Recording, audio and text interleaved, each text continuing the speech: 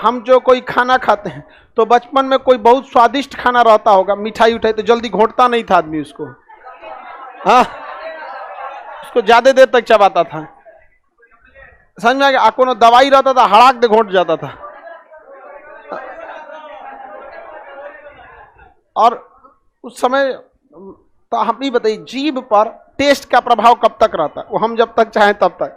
कभी कभी आदमी तीता खाना खा लेता है, नागिन डांस करने लगता है, नहीं समझे? माता ऐसा लहरा देता है एकदम कोनवा में जाके, एकदम नागिन डांस ऐसे करेगा।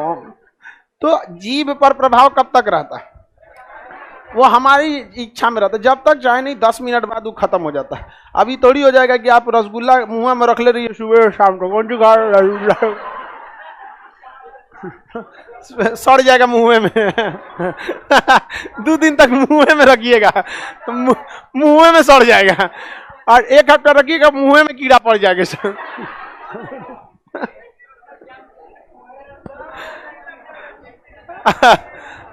चींटी लग जाएगा और दिक्कत हो जाएगा, मुंह में चींटी लग जाएगा, ओकरो खा जाना। तो बताइए, इसका प्रभाव 0.1 सेकेंड तक रहता है। कितने सेकेंड तक? हम जो बात बोले हैं वो कितने सेकंड तक रहे? 0.1 सेकंड को हम 1/10 सेकंड लिख सकते हैं। अरे बतिया बराबर है, भाग देंगे तो 0.1 से। तो हम जो आपको बात बोले हैं ना, उसमें कितने देर तक आपके कान पर पड़ा? 0.1 सेकंड।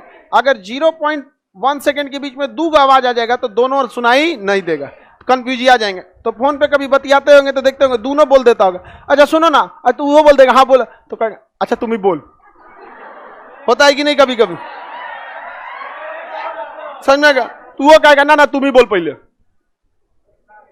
एम उजरा ना, तो पहले तुम बोल, तो फोन काट दे। समझ में आएगा कि नहीं आएगा? गेलो।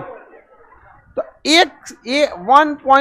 0.1 सेकेंड के दौरान 2 आवाज आ जाएगी तो सुनाई देगा? नहीं सुनाई देगा। फिर आपको सुनाई नहीं देगा। तो एक ध्वनि से दूसरे ध्वनि में कितने का गैप होना चाहिए?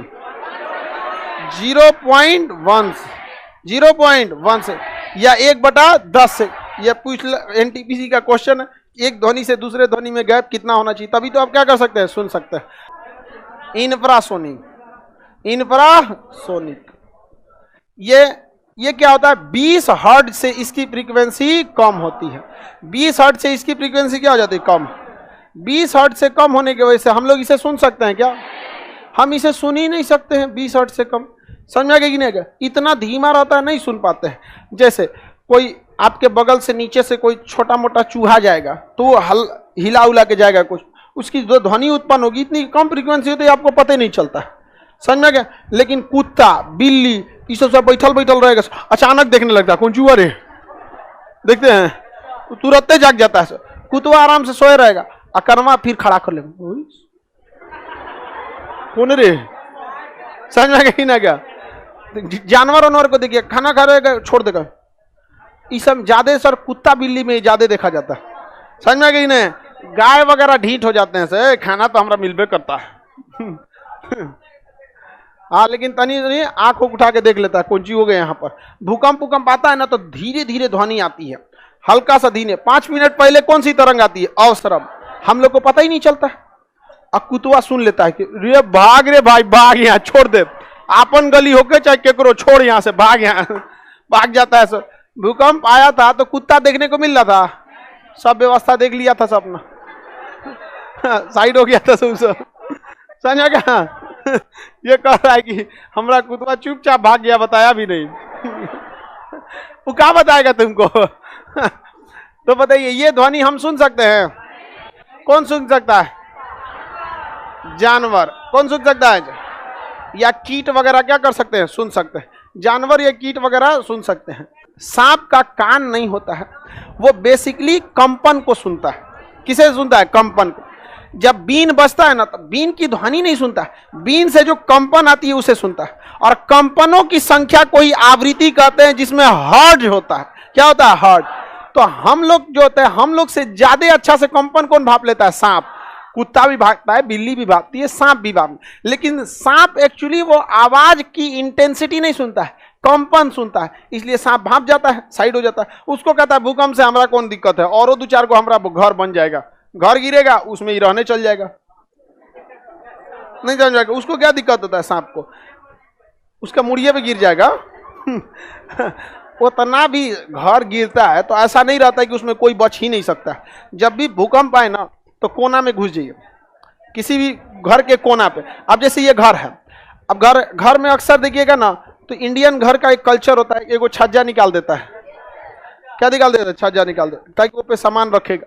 तो ये छज्जवा के किनारवा मत आइएगा, ये छज्जा मजबूत नहीं होता है। पता चलेगा कुछ गिरे ना गिरे छज्जे गिर जाएगा।